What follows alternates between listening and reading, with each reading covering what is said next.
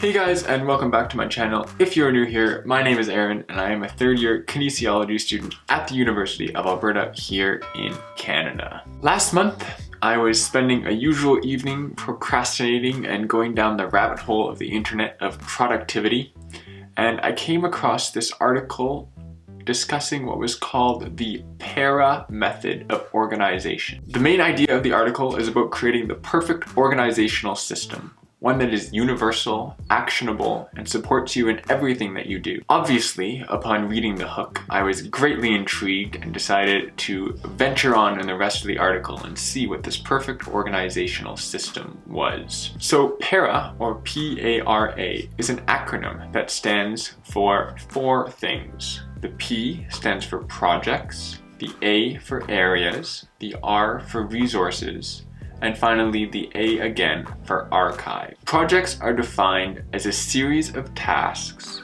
linked to a goal with a deadline. Areas, or areas of responsibility, are spheres of activities that are to be maintained over time.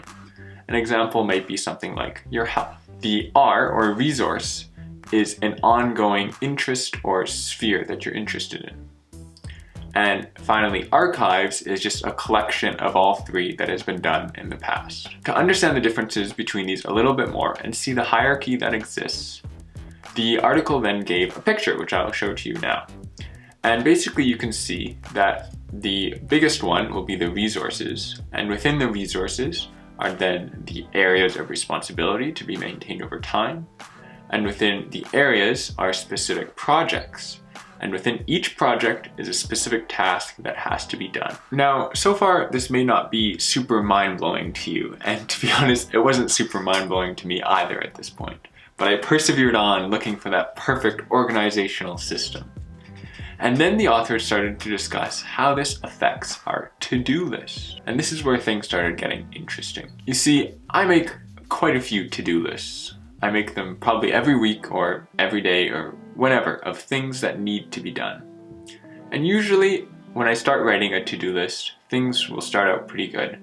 I'll name a few specific school projects that need to be done, an email that needs to be sent, things like that. But then I'll start thinking of all the other things that need to be done. And I'll add an item on the list like study for X and Y class. Now this isn't so bad because usually I know that I have a midterm or a final in that class, and so I'm only going to have to study up to that point. But then I would add something like keep running this week, or make sure to stay active this week, or play piano this week, something like that. Now you can probably see the direction that this list is taking. I'm making a mistake where I am becoming progressively more and more general in the things I'm writing down. And what's happening is that I'm moving from tasks within a project that need to be done with a deadline to areas to be maintained over time. For example, I might put edit this week's YouTube video as a specific goal, but if I was just to write YouTube, that's just something that needs to be done every week or every second week or whenever I put out a video. Now, at first glance, this may not seem like a massive issue. And you're right, it's probably not going to end the world if you write areas of responsibility instead of projects or tasks that needs to be done. But it does have kind of a shift in the psyche of the way we're thinking. And it has some profound effects on what we feel and the stress we have throughout our day because of this to-do list. And the author defines three main reasons why it is not good to put areas and why it is good to have tasks within a project to be defined. The first problem with putting areas instead of tasks or projects with a deadline is that you cannot know the extent of your commitments. Let me explain this a little bit further. If it is just something that is to be done every single week or every single month, or like I said, it's an area that is never really gonna end. So let's say you're a business leader and you just say hiring people as your task. Well, if you're a big corporation, you're always going to be hiring people. That's always going to be on your to-do list. It's never going to ever be able to be crossed off. And you have no idea how long that will take. Hiring people could take 1 hour, it could take a full day, it could take a full week. It could take months. Who knows the extent of what you really expect and the time that you expect to be put into these specific projects. I know in school that I have become particularly guilty of this. Like I mentioned, I will just write something like study for X and Y class. And that's great. Maybe I will sit down and study. But I don't really know how much commitment needs to be done in that study. Do I need to study for 10 hours, for 1 hour? How much do I really need to work on it? And so by kind of defining a specific area and saying, okay, instead of just saying study X and Y class, let's say, let's study this specific lecture and it will take me 1.5, 2 hours, and that's what I'm gonna get through.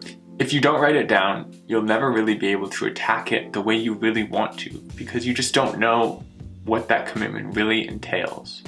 So it's really good to write explicitly how much time frame and have an idea of actually what that commitment really is. Hopefully that makes sense. The second reason this is a problem is that without defining projects, you cannot connect your efforts to long-term goals. Approaching projects and approaching areas require two different mindsets. To approach a project is to attack it, to go hard at it, to really work at it until you get it done. But you can't act like that toward an area of life that needs to be maintained, because you'll just feel like you're never getting anywhere. Towards an area that needs to be maintained, you need to be more mellow, more relaxed, more contemplative, more consistent. You can't just attack it straight on until it's done. If you are like me and you mix up your projects and areas on your to-do list, you may feel like you never really get anywhere because you're working with this project mindset on an area that is to be maintained over time. And so you're just working and you're working and you just lose all momentum because you never really feel like you're making any progress. And so it's very important to have defined things that can be checked off, defined projects that can be checked off, so that you can see that you're gaining a momentum, you're gaining a rhythm, and you're seeing how you're working towards those long-term goals. Finally, by defining projects and tasks, it gives you something to reflect on. And what I mean by this is that if you always have just areas of life to be maintained, you won't ever be able to look back and see what you have completed. You won't ever be able to look back and look how far you've come.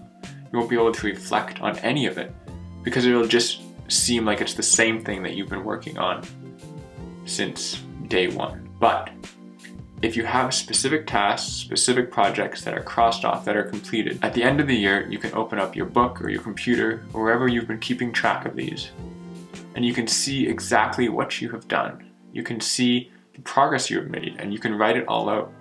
And it's really just exciting because it's cool to see what has happened in a year. It's cool to see what has happened in 5 years. It's cool to see what's happened in a month, however long you want to, time frame you want to look at it. And so it gives you something to reflect on and to gain inspiration and motivation moving forward. So what to do? Well, hopefully it should be pretty obvious at this point. When you are creating your next to-do list, make sure that you're actually writing out things very specifically. Make sure what you have in the category isn't an area or isn't a resource or isn't an archived thing that you've already done. Make sure it's something with a deadline, with a goal. And when you're writing out areas of life to be maintained, don't approach it with this "it has to get done now" mindset, because you'll just burn yourself out. It's always going to be there. I know that by applying this organizational system, it has given me a much greater amount of clarity as I see where I'm going and what I've done. And it has also really motivated me in everything I'm doing, because I can see the progress that's being made. And hopefully it does that same thing for you. Thanks so much for watching this video. If you made it all the way to the end, I very much thank you. It's super cool when people watch the whole video, and it's really encouraging to me. I just want to take a moment to tell you about a massive project that I'm working on that will be announced in the next month or so.